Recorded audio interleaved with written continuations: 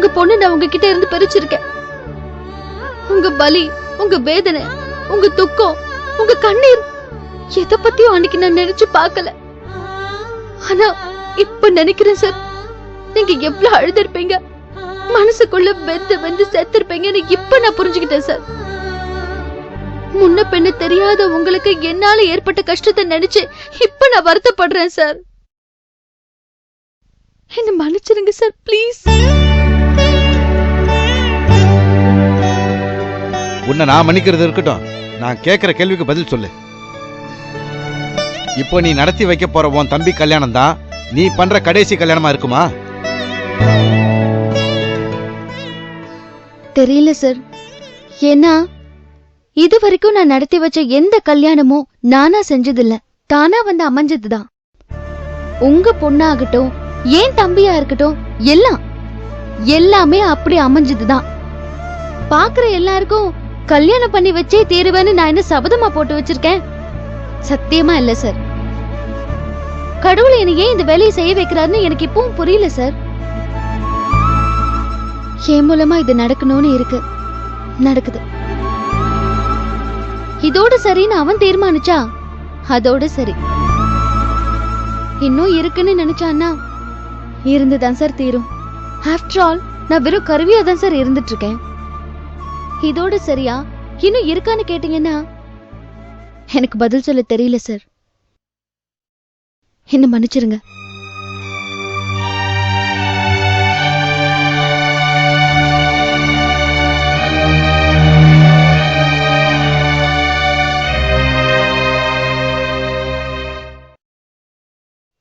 Hello. Excuse me. Yes. Mister ஐயப்பனை பார்க்கணும். Your name? பிரியான்னு சொல்லுங்க. ஒரு நிமிஷம்.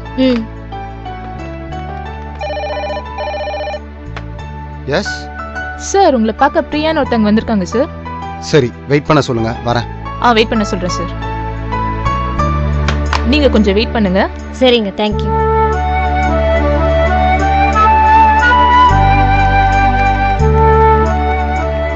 ரிசப்ஷன்ல உங்களை பார்க்க ஒரு பொண்ணு வெயிட் பண்ணிட்டு இருக்கா. தெரியும், அவங்கள பார்க்க தான் போயிட்டு இருக்கேன். தெரிஞ்ச பொண்ணா? இல்ல சார், நான் கட்டிக்க போற பொண்ணு. ஓ, சொல்லவே இல்லை. எப்போ? அநேகமா நாளைக்கே.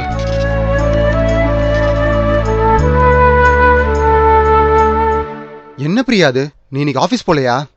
போனேன் ஐயப்பா, ஆனா வேலை பார்க்கவே தோணல, அதான் எழுந்திருச்சு வந்துட்டேன். சரி உட்காரு. ஏன், என்னாச்சு பிரியா? இதானே வேணாங்கிறது. ஒரு டென்ஷனா இருக்கு ஐயப்பா. திடீர்னு உங்க அக்கா கல்யாணம்னு சொல்லிட்டாங்க, அதுவும் நாளைக்கே வேற. எனக்கு கையும் ஓடல காலும் ஓடல, தெரியுமா? ரொம்ப நர்வஸா இருக்கு. சரிதான், அப்ப என் நிலைமையே கொஞ்சம் யோசிச்சு பாரு. இந்த விஷயம் மட்டும் எங்க வீட்டுக்கு தெரிஞ்சா எங்க அப்பா செத்தே போயிடுவாரு. எங்க அம்மா ஒரு பக்கெட் தண்ணி எடுத்துட்டு வந்து தலையில ஊத்திட்டு போயிடு, நீ என் பிள்ளையே இல்லைன்னு சொல்லிடுவாங்க. நாளையோட எல்லா உறவும் போயிடுமோன்னு ரொம்ப பயமா இருக்கு பிரியா. உங்க அக்கா ஏண்டா இப்படி ஒரு முடிவு எடுத்தாங்க?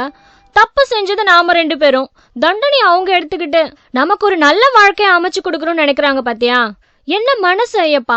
இன்னும் கூட என்னால நம்ப முடியல, தெரியுமா? இதனால அக்காக்கு தான் பிரியா பெரிய ப்ராப்ளம். வீட்லயும் பெரிய கலாட்டா நடக்கும். எங்க அண்ணனுங்க 2 பேரும் ஆளுக்கு ஒரு பொண்ணை பார்த்து வச்சுட்டு எங்க அக்காக்கு எப்படா கல்யாணம் ஆகும்னு வெயிட் பண்ணிட்டு இருக்காங்க. இப்ப மட்டும் நமக்கு கல்யாணம் நடந்துச்சுன்னு வையேன், இதையே சாக்கா வச்சு எங்க அக்கா கல்யாணம் இன்னும் தள்ளி போயிடும்னு ரொம்ப கலவரமா இருக்கு பிரியா. அக்கா பெரிய ரிஸ்க் எடுத்திருக்கா. இதெல்லாம் யோசிக்காமலே இருந்தாங்க. ஆனா இப்ப தன்னை விட இந்த கல்யாணம் தான் முக்கியம்னு நினைக்கிறாங்க.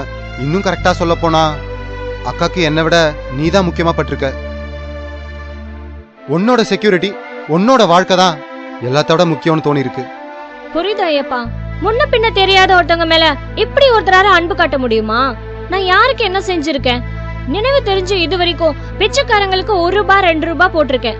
வேற எந்த நல்லதும் பண்ணதில்ல. ஹலோ, சொல்லுங்க.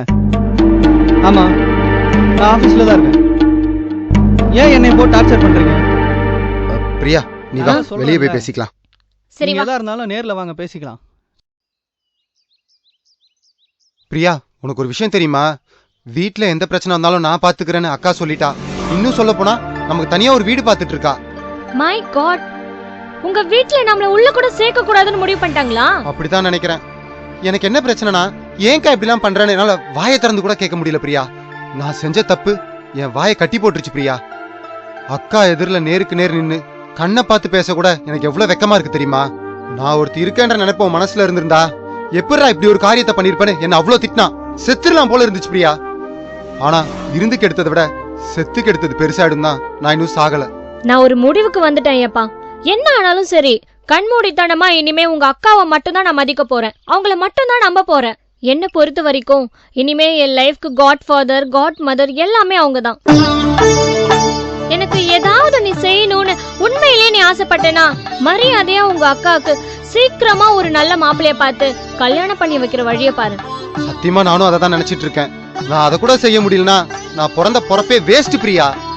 நாளைக்கு நம்ம கல்யாணம் நடந்த மேட்டர் தெரிஞ்சு உங்க அப்பாவுக்கு ஒண்ணும் ஆகாம இருக்கணும், உங்க அம்மா நல்லா இருக்கணும். எனக்கு அதுவே ரொம்ப பெரிய கவலையா இருக்கு தெரியுமா? கல்யாணம்னா சந்தோஷம்னு நினைச்சிட்டு இருந்தேன். இவ்ளோ பெரிய பூச்சாண்டியா இருக்கும்னு கற்பனை கூட பண்ணல. பட் அக்கா என்ன சொல்றானா, கோபம் இருக்கும், வருத்தம் இருக்கும், சண்டை போடுவாங்க, கத்துவாங்க, கலாட்டா நடக்கும், ஆனா எல்லாம் சரியாயிடும்னு சொல்றா. பெருசா எந்த பிரச்சனையும் வராதுன்னு சொல்றா. அதுதான் எனக்கும் எப்படின்னு புரியல. உன்னை சமாதானப்படுத்துறதுக்காக அப்படி சொல்லிருப்பாங்கன்னு நினைக்கிறேன். ஆனா இப்படி எல்லாம் நடக்கும்னு நான் கொஞ்சம் கூட நினைச்சு பார்க்கல பிரியா. நாளைக்கு கல்யாணம், இன்னைக்கு என்னடா நான் ஆபீஸ்ல இருக்கேன், வீட்டுக்கு இன்னும் மேட்டரே தெரியாது. தாலி கட்டி உன்னை கூட்டிட்டு போய் வீட்டுல நிறுத்துறப்ப என்ன ஆகுமோன்னு திரும்ப திரும்ப யோசிச்சு பார்த்தா உடம்பே உதறுது பிரியா. இன்னும் இந்த விஷயத்தை எங்க அப்பா கிட்ட சொல்லல தெரியுமா? ஐயோ ஏன் பிரியா, உங்க அப்பா ஒண்ணு இதை தப்பா எடுத்துக்க மாட்டாரு, நீதானே சொன்ன. அதெல்லாம் சரி, பட் எங்க அப்பாவை எப்படி ரீச் பண்றதுன்னு தான் தெரியல. வீட்டுக்கு போன் பண்ணா பெரியம்மா தான் எடுக்கிறாங்க, அப்பா மொபைல் கால் பண்ணாலும் அவங்க தான் எடுக்கிறாங்க. அப்பா ஏன் மொபைல் எடுக்க மாட்டாருன்னு சுத்தமா புரியல. ஒருவேளை பெரியம்மா வேணும்னே அவர் மொபைல் புடுங்கி வச்சிருப்பாங்களோன்னு சந்தேகமா இருக்கு. பிரியாது, உங்க அப்பாவது நம்ம கூட இருந்தா நல்லா இருக்குமேன்னு பார்த்தேன். உன்னை லவ் பண்றேன்னு அப்பா கிட்ட சொன்னப்ப சின்னதா ஒரு ஷாக் கூட இல்ல அவர்கிட்ட. அப்படியான்னு ரொம்ப சந்தோஷமா கேட்டுக்கிட்டாரு. உன்கிட்ட பேசினப்போ அவருக்கு இன்னும் ரொம்ப திருப்தி ஆயிடுச்சு. எப்படியோ நான் நல்லா இருந்தா போதும்னு நினைக்கிறாரு. அப்படிப்பட்ட மனுஷன் நாளைக்கு எனக்கு கல்யாணம் ஆயிடுச்சுப்பா உங்ககிட்ட சொல்ல முடியலன்னு சொன்னா எவ்வளவு வருத்தப்படுவாரு. விளையாடாத பிரியா, நான் வேணா உன் கூட வரேன், உன் வீட்டுக்கு போய் சொல்லிட்டு வந்துடலாம். வேணாம் ஐயப்பா, இனிமே செத்தாலும் அந்த வீட்டு வாசப்படிய மிதிக்கூடாதுன்னு நான் ஒரு தீர்மானம் பண்ணிருக்கேன். அதை மீற நான் விரும்பல. ஏய் லூசா, நீ உன்னை ஏன் வீட்டுக்குள்ள போக சொன்னா?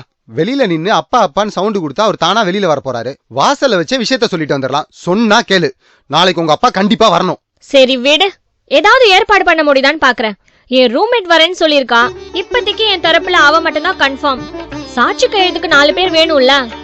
அதெல்லாம் எங்க அக்கா பாத்துப்பா. என் அக்கா எத்தனை லவ் மேரேஜ் பண்ணி வச்சிருக்கா தெரியுமா? கல்யாண புரோக்கர்ஸே பிச்சை வாங்கணும். சி, கேவலமா பேசாத. நோ நோ நோ, நான் சீரியஸா தான் சொல்றேன். ஒரு யாகம் பண்ற மாதிரி பண்ணிட்டு இருக்கா பிரியா. உனக்கு எனக்குன்னு இல்ல, இந்த உலகத்துல யாருக்குமே அவ என்ன பண்றா, ஏன் இப்படி எல்லாம் பண்றான்னு புரிஞ்சிக்க முடியாது. வாழணும்னு ஆசைப்படுறவங்கள வாழ வைக்கணும்னு நினைக்கிறது எவ்வளவு பெரிய விஷயம் தெரியுமா? ஆண்டவன் அதுக்காகவே அவளை படைச்சிருக்கானோன்னு எனக்கு தோணுது. கடைசியில நமக்கு உங்க அக்கா தான் கல்யாணம் பண்ணி வைக்க போறாங்க. அவங்க ஸ்டைல்லயே வீட்டுக்கு தெரியாத திருட்டு கல்யாணம். ஏய், இந்த வார்த்தை மட்டும் சொல்லாதே ப்ளீஸ். சாரி ஐயப்பா, சட்டுன்னு வந்துருச்சு. சரி விடு, நீ போய் வேலைய பாரு.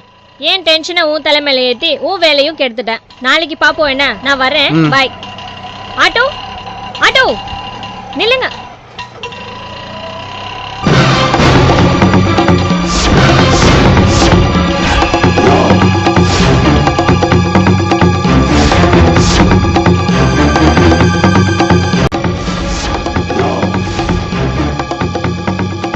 ஏய் நீயா?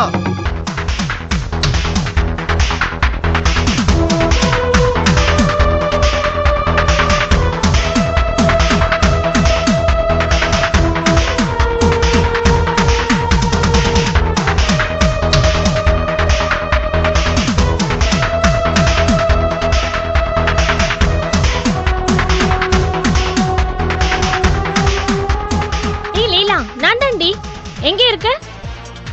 நானா இப்பதான் ஐயப்பனை பார்த்துட்டு வந்துட்டு இருக்கேன். ஆமா லீலா, நான் இன்னைக்கு ஆபீஸ் போகல. ஏன்னு கேட்டேனா என்ன சொல்றதுன்னே தெரியல. வந்து தப்பா நினைச்சுக்காத, நாளைக்கு எனக்கு கல்யாணம்டி. இதானே வேணாங்கிறது, அதான் இப்ப சொல்லிட்டேன்ல. சொல்லக்கூடாதுன்னா இல்லப்பா. ஆக்சுவலா இத நானே எதிர்பார்க்கல, திடீர்னு தான் ஃபிக்ஸ் ஆச்சு.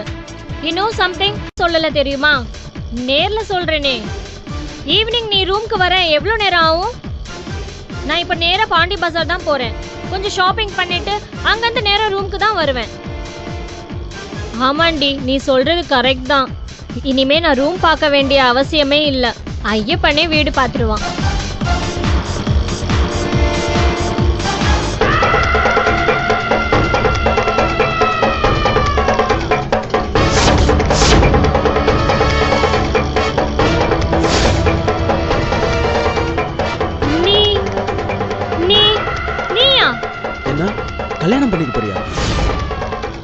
வேணாம் பிரியா, அந்த ஆசை அடியோட மறந்துரு. அதெல்லாம் சரிப்பட்டு வராது. ஏய் வண்டி நிறுத்து, வண்டியை நிறுத்துன்னு சொல்றேன்ல, வண்டியை நிறுத்துன்னு சொல்றேன்ல, வண்டியை நிறுத்து, வண்டியை நிறுத்து, வண்டியை நிறுத்துன்னு சொல்றேன்ல.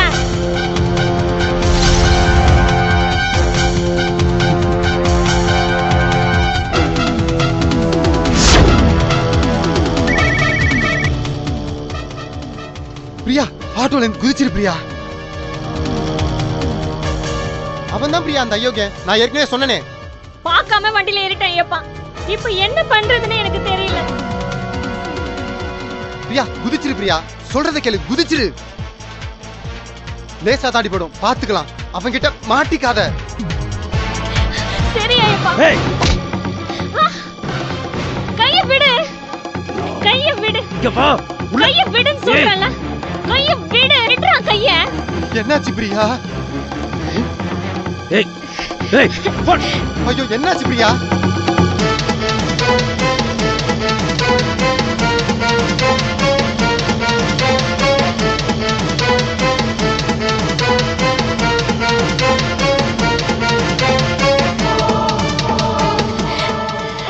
என்ன சொல்றான்? குதிக்க சொல்றானா? குதிச்சா லேசா தான் அடிப்படும் சொல்லிருப்பானே. லூசு பிரியாவா. வெறும்னே குதிச்சா அடி லேசா தான் படும். ஆனா பின்னாடி வரவன் இடிச்சான்னு வச்சுக்கோ, ஸ்ட்ரெயிட்டா பரலோகம் தான். அதனால பேசாம உட்காரு. ஹெல்ப் பண்ணுங்க, யாராவது என்ன காப்பாத்துங்க. என்னது காப்பாத்துறதா? சென்னையிலயா? யார் வருவா? அடிச்சு போட்டு போனா கூட ஒரு பைய திரும்பி பார்க்க மாட்டான். நீ வா பிரியா, நான் இருக்கேன் உனக்கு.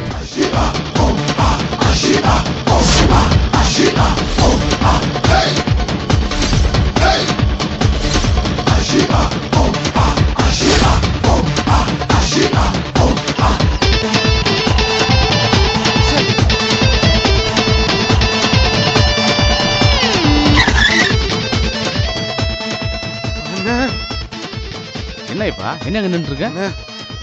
ஒரு பெரிய சிக்கலாயிருச்சுனே. பிரியா ஒருத்தன் கடத்திட்டு போயிட்டானே. என்னடா சொல்ற? எப்போ கடத்துனாங்க? முதல்ல வண்டி எடுங்க, நான் சொல்றேன். வண்டியில வா.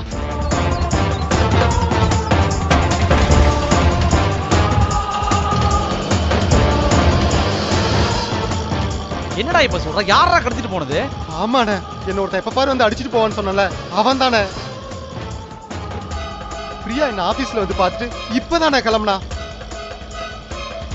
வழியில போற ஆட்டோ நிறுத்தி ஏறினானே. அந்த வண்டி கொஞ்ச தூரம் போனப்புறமாதான் அது அவன் வண்டின்னு எனக்கு தெரிஞ்சதுண்ணே. என்னடா தலையெழுத்தா போச்சு? நம்பர், ஆட்டோ நம்பர் நோட் பண்ணியா? பார்த்தனே, வண்டி நம்பர் TN07A1375. ஏய், இது ஏன் ஆட்டோ நம்பர்ரா? அவ ஆட்டோ நம்பர் சொல்லு.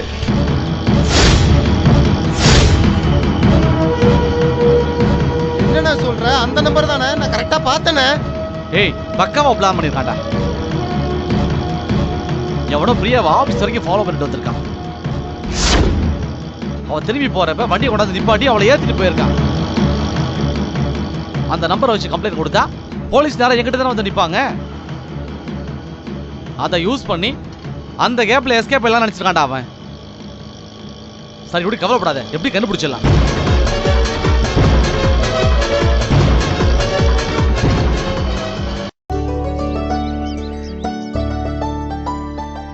எனக்கு புரியவே இல்லை பூரணி. கல்யாணம் ஏதோ அர்ஜென்ட் கல்யாணம் ரைட்டு, தம்பிக்கு எதுக்கு வீடு தனியா பாக்குற? உங்க அப்பா என்ன சொன்னாலும் விடாப்படியா நின்னு ஐயப்பனை உங்க வீட்டுல இருக்க சொல்லணும்னு பார்த்தா அது சரி வராது சாமி. நம்ம பிரச்சனை எதுவா இருந்தாலும் அந்த பொண்ணை பொறுத்த வரைக்கும் இந்த கல்யாணங்கிறது ஒரு ஆரம்பம். எதிர்காலம் எப்படி இருக்குமோங்கிற பயம் அந்த பொண்ணுக்கு கண்டிப்பா இருக்கும். வீட்டுக்கு வந்ததும் வராததுமா எங்க அம்மா கோவத்துல கத்தி சாவகேமும் கொடுத்துட்டாங்கன்னா அந்த பொண்ணு ரொம்ப நொறுங்கி போயிடுவா சாமி. அதெல்லாம் இருக்குன்னு தெரிஞ்சுதானே அந்த பொண்ணு கல்யாணத்துக்கு ஒத்துக்குச்சு. வாஸ்தவம் தான், ஆனா நம்ம பொறுப்புன்னு ஒண்ணு இருக்குல்ல. பாவம் சாமி, அந்த பொண்ணு வாழ்க்கையில ரொம்ப அடிபட்டிருக்கா. ஐயப்பா அவளை பத்தி சொன்னதெல்லாம் யோசிச்சு பார்த்தா இந்த கல்யாணம் அவளுக்கு கிடைக்கிற ஒரு விடுதலைன்னு அவன் நினைப்பான்னு தோணுது. அப்படிப்பட்ட ஒரு சூழ்நிலையில கொஞ்ச நாளாவது இந்த சுதந்திரத்தை அவ அனுபவிக்கட்டுமே. எங்க வீடு எங்க போயிட போதே, எங்க அப்பா அம்மா தான் எங்க போயிட போறாங்க. கோவம் எல்லாம் தீர்ந்ததுக்கு அப்புறம் நிதானமா கூப்பிட்டுக்கிட்டா போச்சு. நீ ஈஸியா சொல்லிட்ட. எனக்கே அள்ளு பேந்துரும் போல இருக்கு. நீ சரியான ரவுடி பொம்பளையா இருப்ப போல இருக்க. சொந்த தம்பிக்கே வீட்டுக்கு தெரியாம கல்யாணம் பண்ணி வைக்கலான்னு பாக்குற. நினைச்சு பார்க்கவே முடியல. விதி, வேற என்ன சொல்றது? அப்படிலாம் இல்ல, ஆனா தப்பில்ல சாமி, உலகம் அப்படிதான் பாக்கும். பட் என் மனசாட்சிக்கு விரோதமா நான் எதையுமே செஞ்சதே இல்ல. என் தம்பி செஞ்சது வடிகட்டின அயோக்கியத்தனம். ஒரு கண்ட்ரோல் இல்லாம என்ன மனுஷன்னு தெரியல. ச்சே, அது அந்த பொண்ணுகிட்டயும் கேட்கணும்ல. ரெண்டு பேரையும் சேர்த்து வச்சுதான் சொல்றேன். ஆனா அவ வீட்டை விட்டு வெளியில வந்திருக்கிற டயத்துல இவ இப்படி ஒரு காரியத்தை பண்ணிட்டு வந்து நிக்கிறத என்னால ஏத்துக்கவே முடியல சாமி. அவ சூழ்நிலையை இவன் தப்பா பயன்படுத்திக்கிட்டான்னு எனக்கு நினைக்க தோணுது. சரி விடு, அத பத்தி இனிமே பேசி பிரயோஜனம் இல்ல. நாளைக்கு கல்யாணம் நல்லபடியா முடிஞ்சு அவனை கூட்டிட்டு வந்து இங்க குடி வைக்கிற வரைக்கும் எனக்கு டென்ஷன் தான். சரி சரி, வீடு எங்க இருக்கு? இதோ பக்கத்துலதான். சரி வா. இதான் நான் இருக்கிற வீடு. நல்லா இருக்கா? இவ்ளோ பெரிய வீட்ல நீ தனியாவா இருக்க? அட நீ வேற, நான் இருக்கிறது 8க்கு 10 ரூம். ஹவுஸ் ஓனர் கீழே இருக்காரு. உன் தம்பிக்கு பார்த்த வீடு மாடியில இருக்கு. வா போய் பார்க்கலாம்.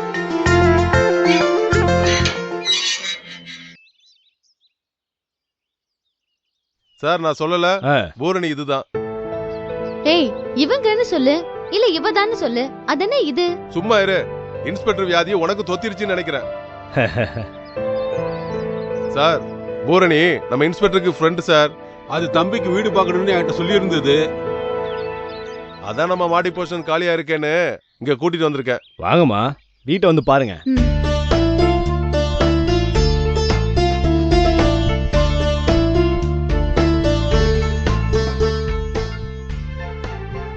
வீடு நல்லா இருக்கா பூரணி? வீடு பிடிச்சிருக்கா? ஆமா, வீட்டு வாடகை 4100 ரூபா தான். 40,000 ரூபா அட்வான்ஸ். இந்த முறவாசல், தண்ணி, கரண்ட் பில்லு இதுக்கெல்லாம் தனியா கொடுத்துடணுமா? அது எவ்வளவுன்னு சொல்லு சார். அது யூசேஜ பொறுத்து இருக்கு. முறவாசலுக்கு 200 ரூபா தான்ப்பா. கேட்டுக்கிட்டே பூரணி, சென்னையில வாடகைக்கு இருக்கிறது உலகத்திலே ரொம்ப ஆடம்பரமான விஷயம். அது சரி, அதுக்காக எல்லாருமே சொந்த வீட்ல இருந்துட முடியுமா என்ன? சார், வீடு எனக்கு ஓகே சார். என் தம்பிக்கு நாளைக்கு கல்யாணம். நாளைக்கு அவன் வைஃபை கூட்டிக்கிட்டு இங்க குடி வந்துருமா. அது உங்களுக்கு ஓகே தானே? புரியலையாமா? விடு சார், நாளையில இருந்து வீட்டுக்கு ஆள் வருது. மேட்ரு அவ்வளவுதான். ஓகேவா?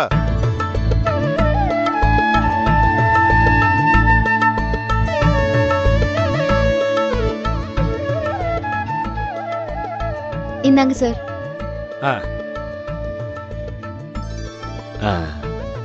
அக்ரிமெண்ட் ஃபார்மாலிட்டிஸ் எல்லாமே நிதானமா வச்சுக்கலாம் சார். வீடு தான் இமீடியட்டா வேணும்.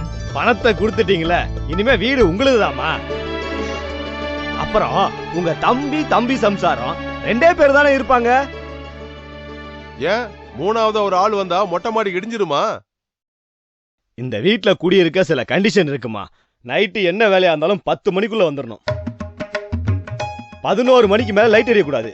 தண்ணியை வேஸ்டா செலவு பண்ணக்கூடாது. ரொம்ப முக்கியமான விஷயம், வீட்டை பெருக்கி தண்ணி தெளிச்சு கோலம் போடணும். அவ்வளவுதாமா. போ சார், நீ ரொம்ப போங்காட்டம் ஆடுற. முறவாசல் சொல்லி 200 ரூபா புடுங்குறல்ல, அப்புறம் குடியிருக்கிறவங்களே பெருக்கணும் கோலம் போடணும் ஏன் சொல்ற?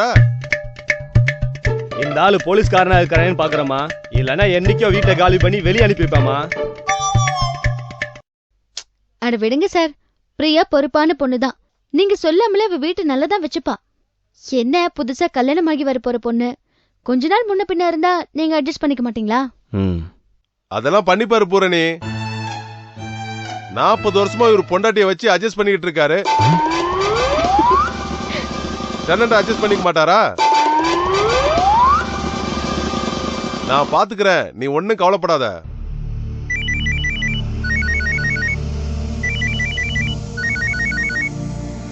சொல்லாயப்பா.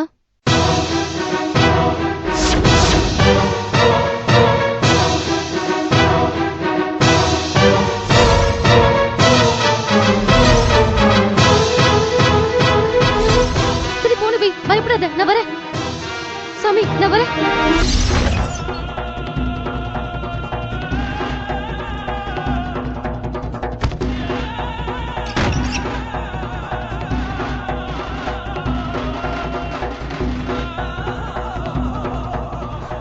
டேய், யாரா நீ?